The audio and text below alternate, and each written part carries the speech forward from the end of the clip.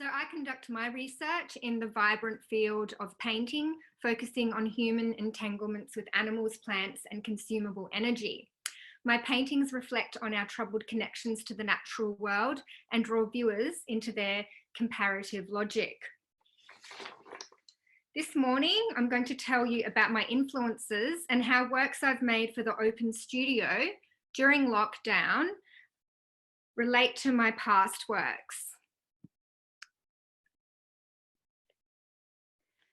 The Open Studio has been an opportunity to make works that are reflexive, that is, to make works about making. So I want to begin with an excerpt of my recent animation, Net Casting.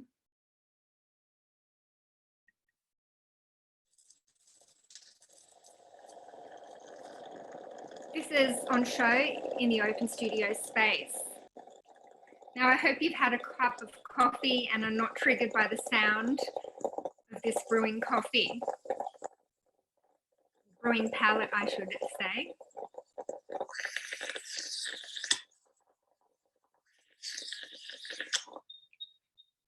The title of this animation, Net Casting, alludes to the process of casting lines out to find meaning. As artists, we are problem finders, not just problem solvers. By casting a net out, we find moments to relate within a meshwork of interwoven history, power, ideas, and life forms. Nets, webs, and patterns have been a recent materialization in my work.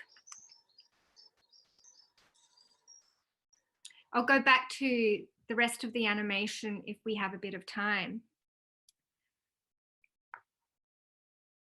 So the most significant shift in my practice recently has been this idea of using Peruvian textiles, which I find fascinating. They are full of symbols, motifs, and meaning.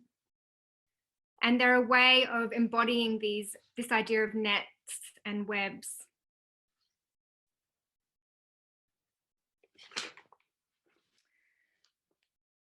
Throughout my lecture, descriptions of my Open Studio works will unfold in tandem with works I describe. I will then take you through my curatorial project, Threads, which is accompanying the Open Studio interactive zone. It's an exhibition of works that condenses and binds my ideas together.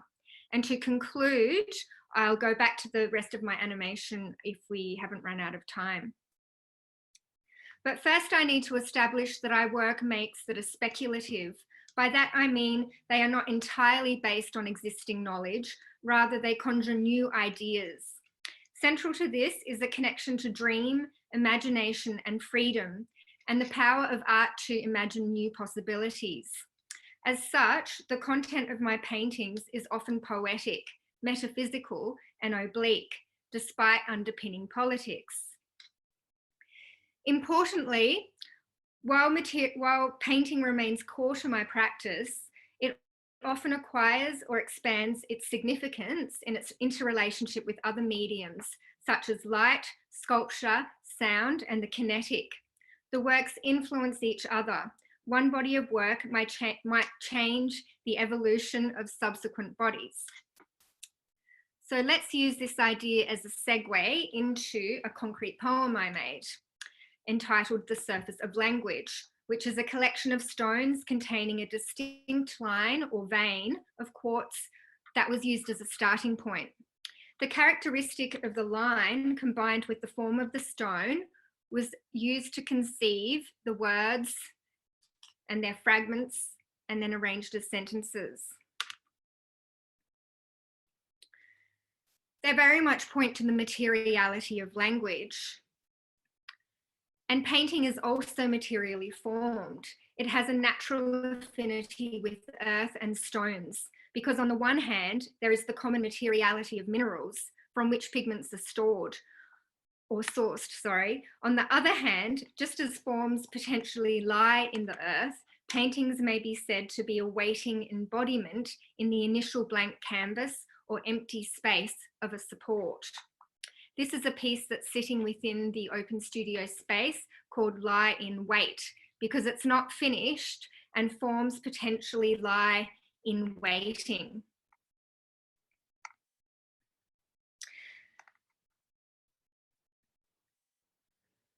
The idea of paint as having an affinity to earth is central to one of the works in my Open Studio project, Elective Affinities.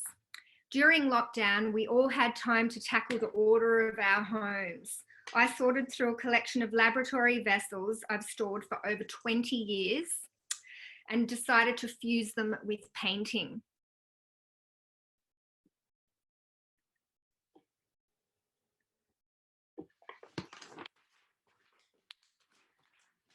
Liquidity mediates paint inside the vessels and suggests that experiments with coloured matter have taken place.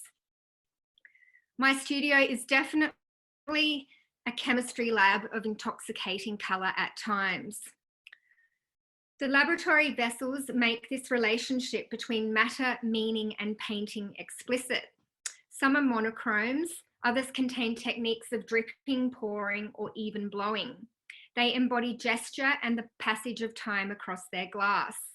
Together, they point to the fact that paintings aren't hermetically sealed objects. They are part of a network, and their agency is distorted and magnified by their visibility. This work, Elective Affinities, includes images from art history that mirror the act of creation. For example, it recalls Duchamp's glasswork, The Bride Stripped Bare by Her Bachelor, a title that alludes to the alchemical marriage of quicksilver and sulfur, which is alluded to in this coupling here.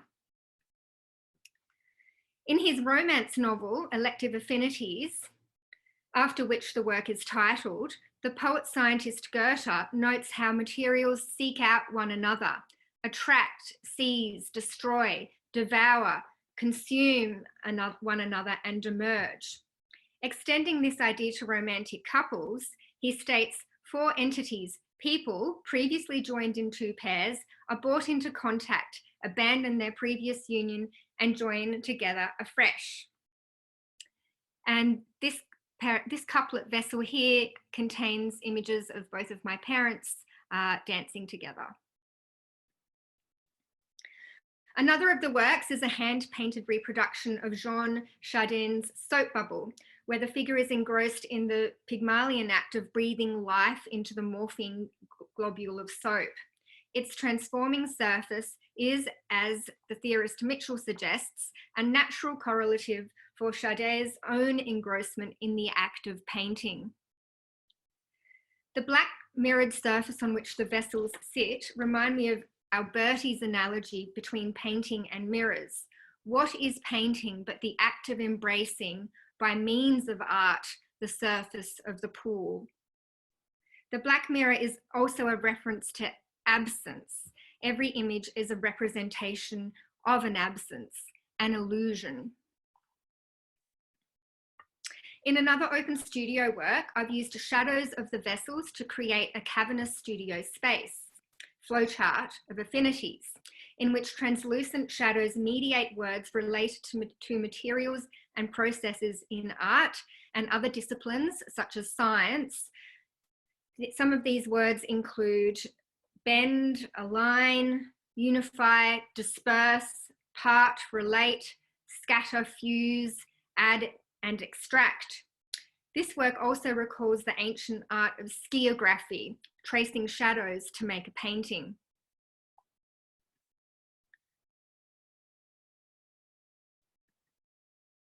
So now I'm going to move to 2 paintings which belong to the Quagoma collection. Both works quote the language of the symbolists. These early large-scale oil paintings interweave signifiers of culture, such as cars and fighter jets, with apparently natural forms, desert storm camouflage, fine fossil plant structures, terns, and swallows. Layers of oil paint build up like strata, and I interweave forms by looking for structural affinities. In Pathfinder Closing, a couple flee the foreboding structure of the 4-wheel drive. In the background, a looming storm, composed by tracing the shape of a geranium leaf, presents structural affinities between the small and the macro. The lobed form of a leaf bears a structural affinity to a cumulus cloud. Similarly, in choreography of war reportage, the aerodynamic form of the birds is similar to the fighter jet.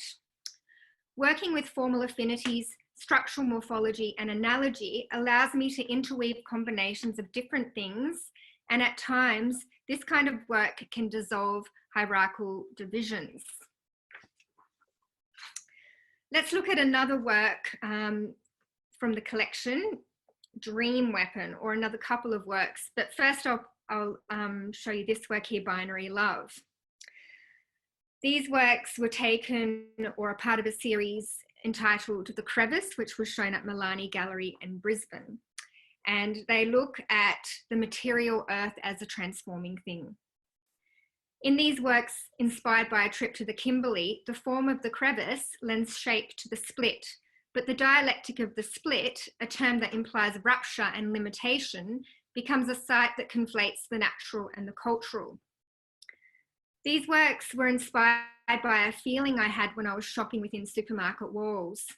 I thought, how can I reframe this commercial artificial space, one that represents the interface of human activity and the exploitation of nature? I began to think of it as a site of gathering from the earth, which is what we are essentially doing. In Binary Love, which is part of the UQ art collection, a figure contemplates the transforming supermarket wall that terminates in stone and then collapses. Walls seem to dematerialize from a state of monumental solidity into a vaporous, meandering, airbrushed line. In Dream Weapon, which is from the Quagoma collection, the horizontally aligned walls of the crevice assume a womb-like structure, the boulder rock, perhaps an egg. In dreams, dark spaces are the underground world of burial, symbolized by the cold dark of the tomb. The protagonist here appears primordial. Her grotesque head is based on a branch resembling a hair. The large bone she wields might deliver a low blow to the supermarket wall, knock the meaning out of it from within. The theorist Howard Cagle proposes works of art are posed, lingering between creation and destruction. In viewing them, one anticipates the event of their passing out of being. Here the figure is poised to ruin, propelling arsenal of dreams, so to speak. I often like to include a female protagonist in my works. As I said, her grotesque head is based on a branch resembling a hair. I want to use this idea of how forms like the branch trigger resemblances and activate ideas as a segue into my second work for the Open Studio, Structural Affinities. Sorry, it's the third because I showed you flowchart of affinities. I see the potential to project subject or object-like qualities into these sea sponges. Here's a studio shot. I see the forms are convoluted, globular, squat tubular, hole encrusted, fanned, arborescent, planar, and spherical. Artists often breathe life into inanimate materials and transform them into something they resemble or structurally evoke. I made this work during lockdown as well. A home studio is a great place. I used the clothesline to make this work. The sponges are primed with rabbit skin glue and coloured with pigment, further activating the vitalistic potential of their forms.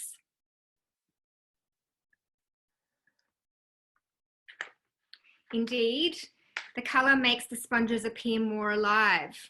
They are a unique form of life. They are actually the only animal that, when broken down to the level of their cells, can reconfigure into an entirely new configuration. So participants will observe the sponges in the cabinets and draw their forms into gridded paper. And I ask the participants if the form reminds them of something else to transform it into the resemblance. I'm now going to skim over some works from my exhibition Hollow Mark. And at the end of the next 3 or 4 slides, we can pause for some questions. I'm not going to talk to these.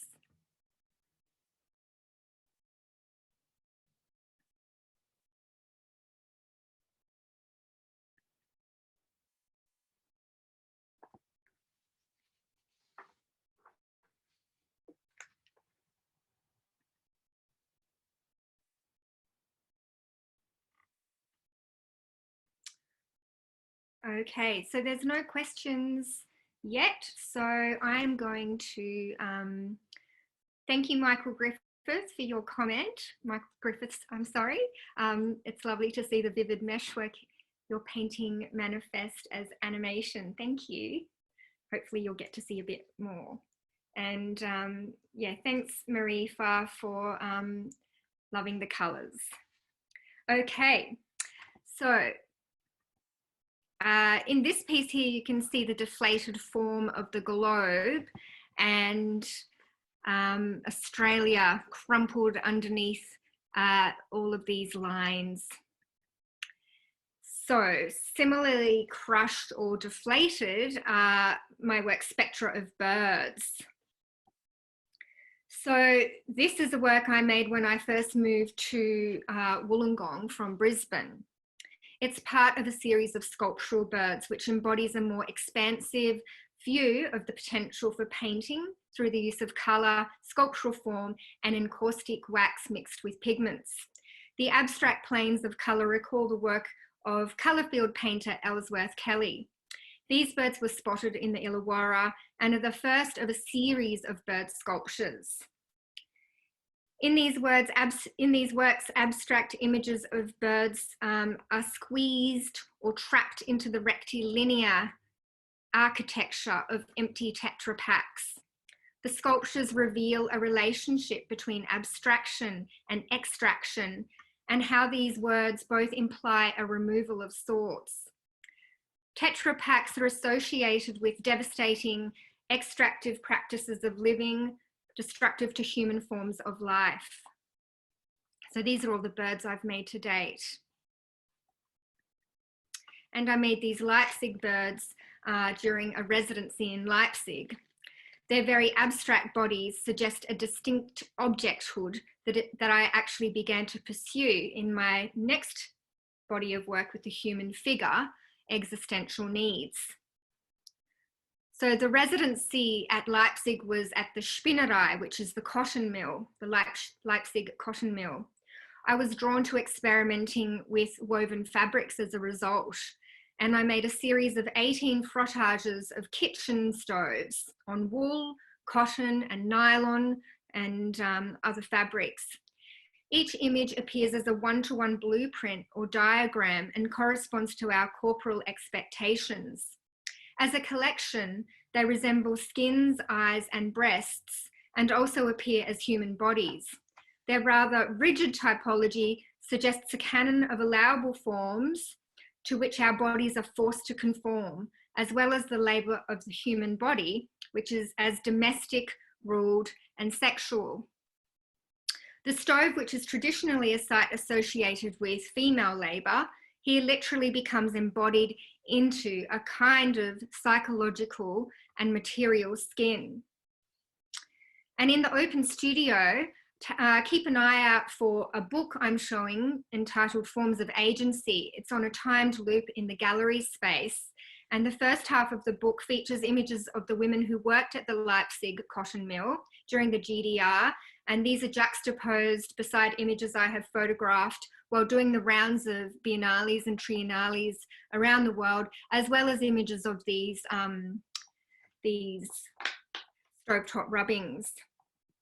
So after making the bird works and the stovetop rubbings, I wanted to make a painting. I couldn't return to the kind of painting I'd been making before, and I wanted to make a painting that was painterly but echoed these rectilinear formations. I began to look at the graphic vocabulary of Peruvian textile designs because I noticed there was a synergy there between those and the rectilinear formations. As a child, I was surrounded by fine textile motifs, courtesy of my parents, and I now merge the flat pictorial arrangements of textiles with biological forms in my work. This new compositional method is a significant shift in my practice. It allows me to depict surreal narratives as if they are part of a complex geometric iconographic system. Designs of alternating patterns coexist alongside naturalistic imagery that sometimes suggests sexual reproduction or a pattern to be copied or a model to be copied to make a pattern. I made this work here by rubbing the form of a dish rack.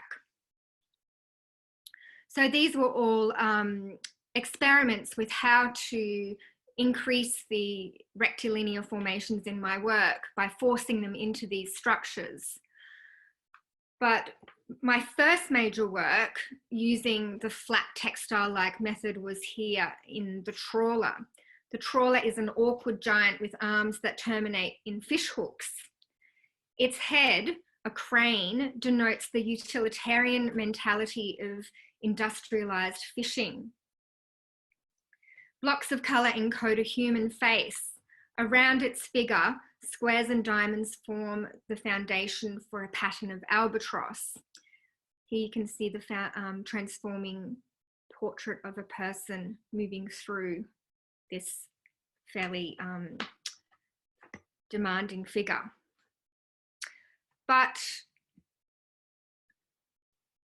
And the very flat pattern-like texture that moves through the composition. How to look at a hexagon where I'm very much working within the constraints of a particular pattern.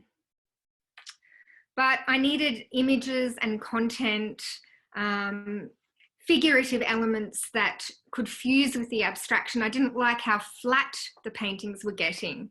So I discovered I enjoyed drawing from life by making 3 dimensions compress into 2 dimensions. I now find ways to, I now draw lines in and out of different gridded or isometric structures to mediate my vision. This process requires close observation and some abstraction. As in a textile, the warp of what I know and the weft of what I see are woven into one another. So after pollinating my pumpkin flowers with a paintbrush in my garden, I began thinking about the way a paintbrush works too. In the pollinated, the wilted parts of the pumpkin flower appear as parts of a faceted crystal vessel or womb, while their whole forms are reminiscent of Giacomo-Bala's futurist flowers. My brain wanted to say Giacometti there. The resulting archetypal mythological figures combine the modernist languages of cubism and futurism. Here, the paintbrush is a cross-fertilizing tool. I like the way that the paintbrush relates to Adorno's idea that art is always infused with a shot of the extra artistic. It needs something heterogeneous to itself to become art, he wrote. In the absence of that, the process that every work of art is lacks a target and so just freewheels. So the idea of affinities resonates with this idea of heterogeneity. Materials and meanings create a kind of friction. Each work is living matter. Artist and work symbiotically shape one another. The overarching prompt of my artist studio reflects this. My work is like an ecosystem. It is very much alive. The relationship between myself and my work is symbiotic, and the audience is activated by the affinities at play. And did you know that the brush tip tongue of a honeyeater functions the same way as a paintbrush? So here is the honeyeater's tongue, and it has a brush on it as well. So this idea kind of suggests that biospheric ecology and artistic agency might mirror one another. In this work here, Allowable Forms and Unconscious Facts, circular stovetops resemble an egg, eyes and breasts, while a slumped head confronted by an eyeball sperm balloon points to a troubled developmental stage for humanity. Bodily connotations ride on domestic ones. And you can see how the stovetop rubbings actually fed into my paintings. I'm now going to talk about 2 shows I had last year, and a work from each show is actually in the open studio. So this is my exhibition Spin Out Spun In that was at Milani Gallery. And in this work, I explored the aesthetic potential of circles, light and colour in relation to modernism's legacy and inherited unstable environmental and socio-economic ground.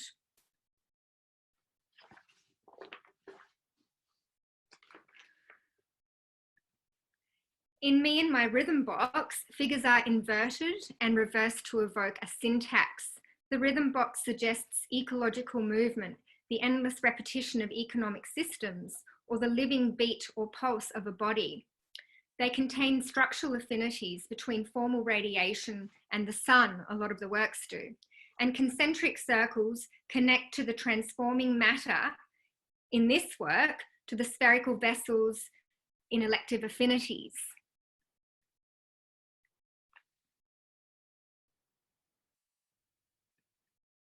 I made some works about birds that I'm not going to go into because I don't think I'll have time, but you can see them here.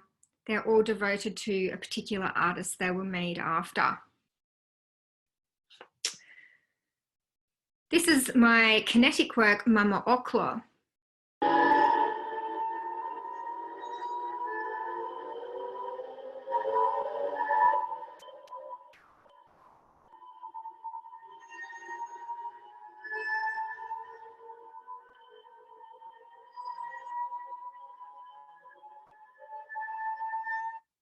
Anyone who's been in any of my classes in the last 8 years might have seen me spinning these discs on fans in the classroom. And ever since demonstrating that the optical mixing of colour via the fans, I've dreamt of actually creating this work. And when I first met my colleague John Tonkin, I told him I had this dream of making this work, and he helped me realise the mechanics and the data behind making these spinning discs rotate. And so I'm eternally indebted to him for the realisation of this work. So let me just move on here. Oops, actually I'll wait on that work. The kinetic work Mama Oklo transforms painting into an immersive spatio-temporal and sonic field, drawing from the work of James Clerk Maxwell, who employed spinning discs to explore the differences in mixing light and mixing pigments. I'm exploring the effect of those colours. In Incan mythology, though, Mama Oklo, a fertility goddess, taught women the act of spinning thread. Her magical pre-modern origin reflects the generative revolutions of the structure. In this work, light is a metaphoric thread of vibrant transitions reflected from the spinning parts of the coloured spectrum. Yet the harmonic vibration and wailing sound suggests humanity's low blow on natural systems. Okay, this is another work from this is another show that was exhibited at Ipswich Gallery. Just checking the time here, and I'm right to say we still have half an hour. That's correct, right? So I have moved through these a little bit faster than I anticipated. I might go back to a point I was going to make about this work, Mama Oklo. I like the way that in this piece, painting embodies the labour of its maker, and it works against the logic of an economic system that, according to prominent theorist Isabella Graw, is busy absorbing life. And in this work, I ask, how might pre-digital and semi-redundant technologies, such as revolving discs, combine with vibrant painting to contribute to philosophical ideas of painting as full of liveliness? And the breathing palette that you saw earlier on also alluded to that idea that painting is really part of a vibrant network, and this is a very alive web of ideas and meaning. So I'm going to stop for some questions after the next 3 slides, and I won't go into too much about these works. Axis of Dream, where a figure can be seen hugging a horse. And Stair Ghost, which is based on an exit sign. Okay. Hi, Emanuela. Yes, Emanuela was a student of mine at the University of Wollongong, and she can remember me talking about the coloured spinning discs. Okay, Michael is asking a question, and I just need to see if I can scroll back through the chat to something about coral evoking sponges you have more recently done. How do I think about the resonances between these small works? I can't see the beginning of that question, I'm sorry, Lucinda. Just trying to scroll through, but it's not seeming to work. Okay, Spectra of Birds anticipates the series of coral evoking sponges you have more recently done. Yes. How do you think about the resonances between these small works? I suppose they're both collections of very brightly coloured forms that pertain to the natural world. I have actually worked with the sponges before, and they're both connected to the fact that I am, I suppose, a little bit of a naturalist. Sometimes I even wonder whether I'm a pantheist. And all the time I'm collecting things. So both of the works, I suppose, are interlinked by the fact that I'm very fascinated by natural history, even archaeology. Catherine is asking me a question as well. Catherine Sawyer, thank you for coming. Madeleine, with Mama Okla, were the colour combinations intentional or random? They seem to me like paint palettes or colour wheels, helping me form new connections with colours in combination. Yes, Catherine, or Kat as we know you, the colours were actually based on a logical formula. So I started with one particular work that Maxwell made, where the red, yellow and blue were in a particular configuration. And then I came up with every combination of those 3 colours within that same pattern. So I think I was able to get about 9 or possibly 16 different combinations of the red, yellow and blue within the parameters of that particular diagrammatic circular structure. So once I exhausted the possibilities of those combinations, I started to come up with my own that was still more or less in keeping with the ones that I'd started with, so that I didn't lose track of, so the composition was still kind of intact and cohesive. Probably my favorite discovery when I started to expand into my own combinations was that the use of white created a beautiful flashing high key color that I find a little even more mesmeric, I suppose. Okay, I can't see any more questions. So let's see. I can also see other questions in the Q&A. Thank you, I've just discovered them. Okay, thank you, Sarah Tui. Okay. Susan Bell, you are very How do you use your space and time so well? Well, I am always working. Actually, I'm going to create more space for doing nothing and more time for listening and not talking. That's my plan once this project is over.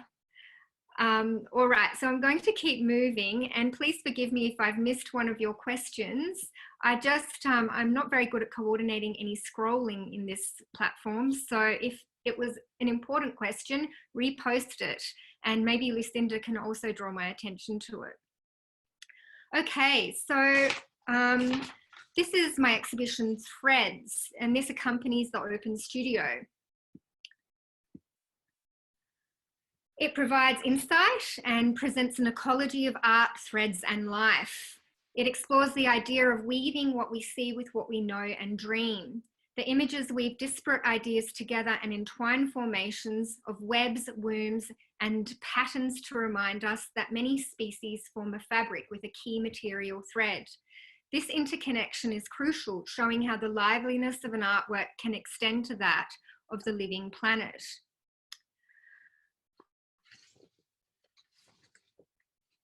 Okay, threads were among the earliest transmitters of meaning, said Bauhaus artist Annie Albers.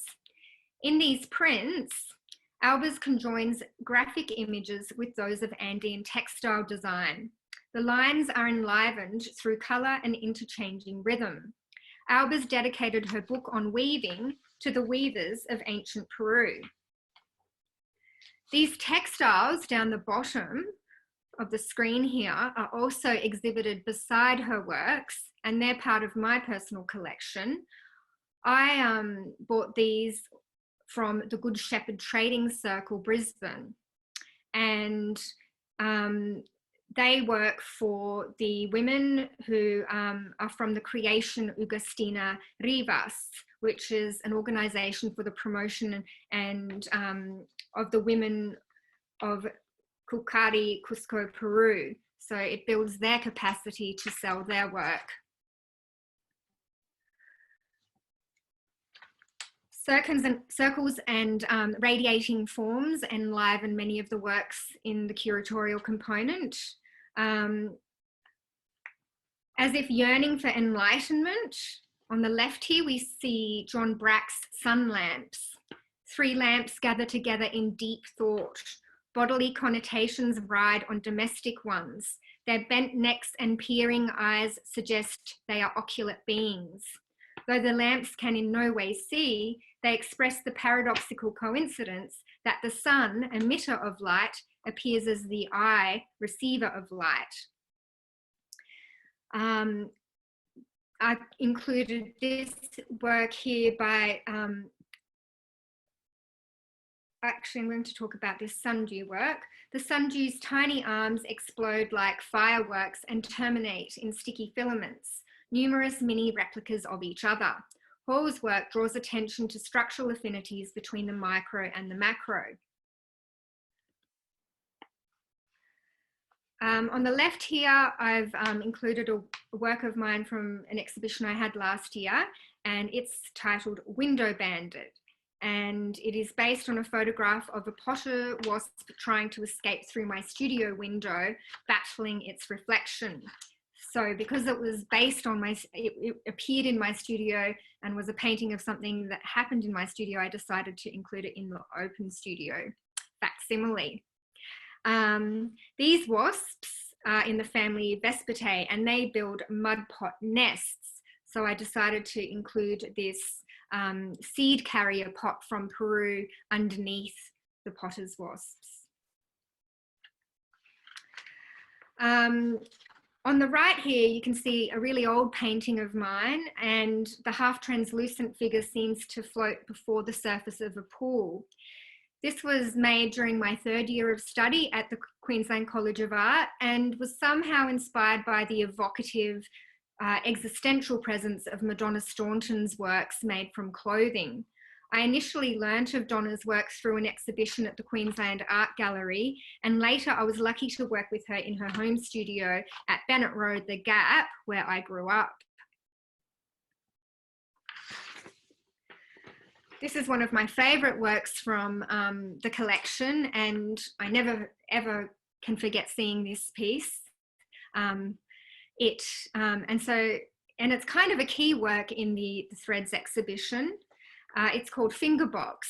The cross-contour lines of AO's Fingerbox were inspired by looking through a prism. Like a spider that spins its web, a figure pulls coloured thread from its womb, perhaps to create coloured copies of itself, or further spin its landscape. One might go so far as to say the work illustrates the idea that the matter of the womb is derived from the material feminine, the word matter itself attaining meaning from the word maternal. This work is poignant as it points to the politics of reproduction that recognises the multiple dimensions of human life.